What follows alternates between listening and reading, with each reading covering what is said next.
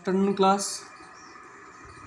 I hope कि आपने first lecture और फर्स्ट पीडीएफ देख लिया होगा। तो हमने फर्स्ट लेक्चर में डिस्कस किया था what is force, Newton's first law of motion, कि Newton's first law of motion को लॉ ऑफ इनर्शिया भी कहते हैं। आज हम Newton second law of motion discuss करने से पहले एक टर्म आती है मोमेंटम, हम इसे डिस्कस कर लेते हैं क्योंकि सेकंड लॉ ऑफ मोशन जो है वो मोमेंटम के ऊपर ही डिपेंड है सारा। तो हम उसके वो पढ़ने से पहले एक बार मोमेंटम के बारे में जान लेते हैं कि मोमेंटम है क्या चीज़। तो मोमेंटम के बारे में एक लाइन लिखी है यहाँ, it is a physical quantity possessed by A moving object, कि यह एक फिजिकल क्वांटिटी है जो कि मूविंग ऑब्जेक्ट में पाई जाती है।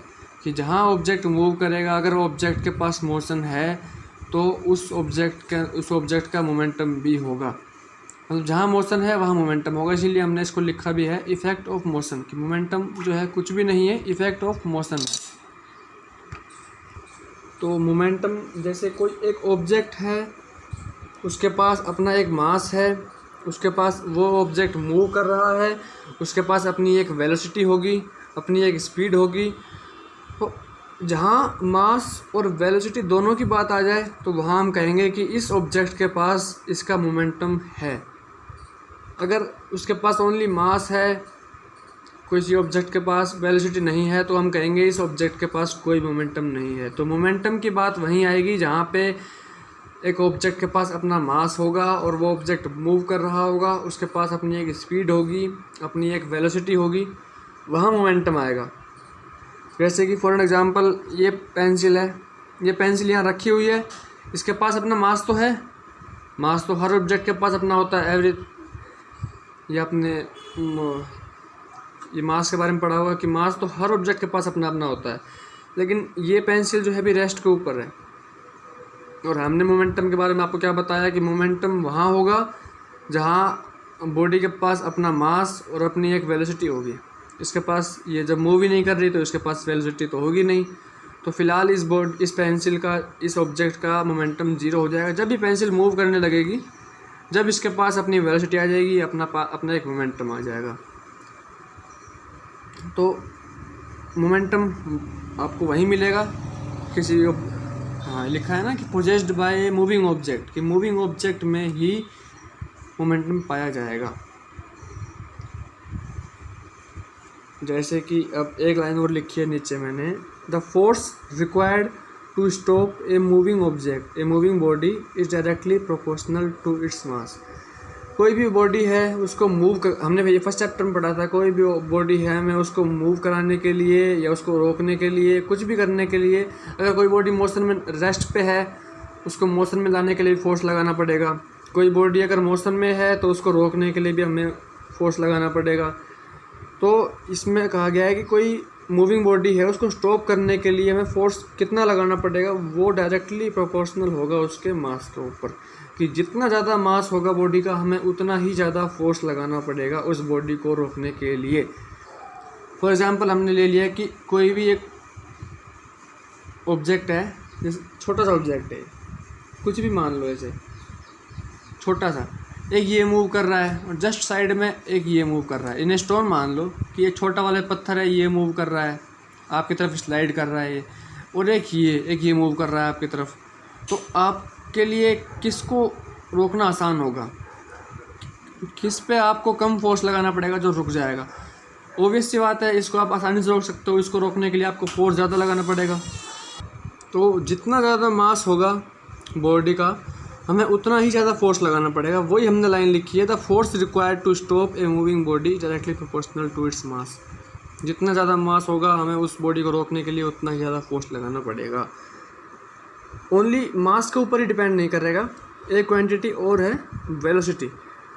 नेक्स्ट लाइन में आप पढ़िए, the force required to stop a moving body is directly proportional to its velocity, कि एक मूविंग बॉडी को रोकने के लिए जो हमें फोर्स लगाना पड़ेगा वो वेलोसिटी के ऊपर भी डिपेंड करेगा और डायरेक्टली प्रोपोर्शनल रहेगा वेलोसिटी के, कि जितनी ज़्यादा वेलोसिटी होगी उस ऑब्जेक्ट की हमें उतना ही ज़्यादा फोर्स लगाना पड़ेगा उसको रोकने के लिए। इसका हम एग्जांपल लेंगे, आपने फुटबॉल मैच देखा होगा या फुटबॉल खेला भी होगा आपने। कोई फुटबॉल आपकी तरफ अगर स्लो स्पीड में आ रही है, काफ़ी स्लोली आ रही है आपके पास, तो आप उसको ईजिली रोक सकते हो। हल्का सा फोर्स लगाया और आपने रोक दिया और वो बॉल रुक गई। अगर वहीं फुटबॉल अगर काफ़ी तेज़ स्पीड से आ रही हो आपकी तरफ, तो आपको इंजरी भी हो सकती है और आपको उसे रोकने के लिए काफ़ी ज़्यादा फोर्स लगाना पड़ेगा। तो हमने वही लिखा है कि force required to stop the moving body is directly proportional to its velocity. तो हमने क्या देखा कि फोर्स जो है वो मास के ऊपर डिपेंड करेगा और वेलोसिटी के ऊपर डिपेंड करेगा। अब नेक्स्ट लाइन में है quantity of A motion depends upon the mass and velocity of a body. ये लाइन भी इस लाइन का मतलब है कि क्वांटिटी ऑफ मोशन, कितना मोशन होगा एक बॉडी के अंदर, वो डिपेंड जो करेगा वो मास और वेलोसिटी के ऊपर ही डिपेंड करेगा। अगर कोई बॉडी पे ज़्यादा मास है, ज़्यादा वेलोसिटी है, तो इन दोनों के ऊपर डिपेंड करेगा कि कितना मोशन होगा किसी बॉडी का। हमने ऊपर पढ़ा था मोमेंटम के बारे में कि मोमेंटम वहीं मिलेगा जहाँ मोशन होगा। तो मोमेंटम की हमने इन दो लाइन से डेफिनेशन निकाली है, मास और वेलोसिटी पे डिपेंड करता है ना। तो मोमेंटम की हमने डेफिनेशन निकाली है, momentum of a body is defined as the product of its mass and velocity. कि मोमेंटम जो होगा उस बॉडी का वो उसके मास और वेलोसिटी का प्रोडक्ट होगा। मोमेंटम को हमने यहाँ स्मॉल p से डिनोट किया है और मास को स्मॉल m से, वेलोसिटी को स्मॉल v से।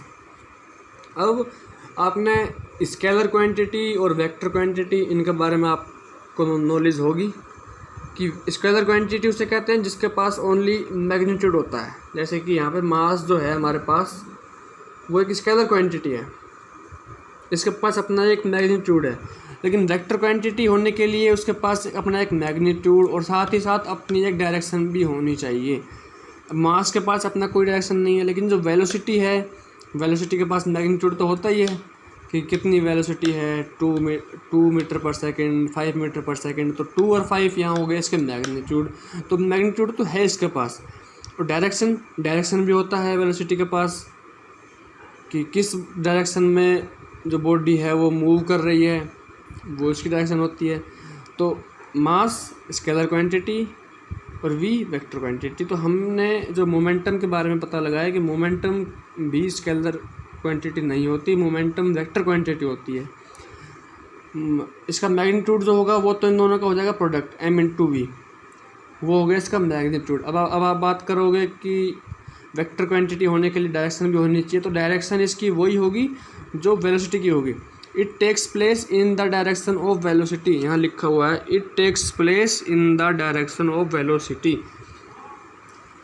तो जो मोमेंटम हो गया it is a vector quantity. ये मोमेंटम के बारे में लिखा हुआ है, it is a vector quantity. अब हमने मोमेंटम के बारे में पढ़ लिया सब कुछ कि मोमेंटम क्या होता है। मोमेंटम इफेक्ट ऑफ मोशन होता है, कुछ नहीं होता, जहाँ मोशन होगा वहाँ मोमेंटम होगा। और कितना होगा वो हमने नीचे फॉर्मूले में देख लिया है, मास इनटू वेलोसिटी। सिंस हमने पढ़ा कि every moving body possesses momentum, हर मूविंग बॉडी के पास अपना मोमेंटम होगा। क्यों? अगर बॉडी मूव कर रही है तो उसके पास वेलोसिटी होगी, और वेलोसिटी और जो बॉडी है तो उसके पास मास भी होगा, और जहाँ मास और वेलोसिटी दोनों आ गए वहाँ पे मोमेंटम तो होगा ही होगा। तो momentum depends upon mass and velocity, हमने फार्मूला उसका देख लिया है, P = m × v। अब मोमेंटम कब ज़्यादा होगा किसी बॉडी का? अगर मास जो है अगर ये ज़्यादा हो जाए किसी बॉडी का तो मोमेंटम भी ज़्यादा हो जाएगा। तो हमने लिखा है if its mass is large. Momentum कब ज़्यादा होगा? अगर उसका मास ज़्यादा हो, अगर उसका मास बड़ा होगा तो। पहला पॉइंट तो ये। दूसरा पॉइंट, अगर उसका मास बड़ा ना हो, उसकी वेलोसिटी बड़ी हो। एग्जांपल लेते हैं, if its mass is large का एक एलिफेंट है, वो काफ़ी स्लो स्पीड से चलता है, तो उसकी वेलोसिटी है वो तो काफ़ी कम है, लेकिन मास है वो तो बहुत ज़्यादा बड़ा होता है, तो उसका मोमेंटम भी ज़्यादा होगा। क्यों? वेलोसिटी कम है, हाँ मान लिया, लेकिन उसका मोमेंटम जो है वो मास के ऊपर भी डिपेंड कर रहा है। तो अगर मास ज़्यादा है एलिफेंट का तो मोमेंटम भी ज़्यादा हो जाएगा एलिफेंट का। If its velocity is large, अगर उसकी वेलोसिटी बड़ी होगी।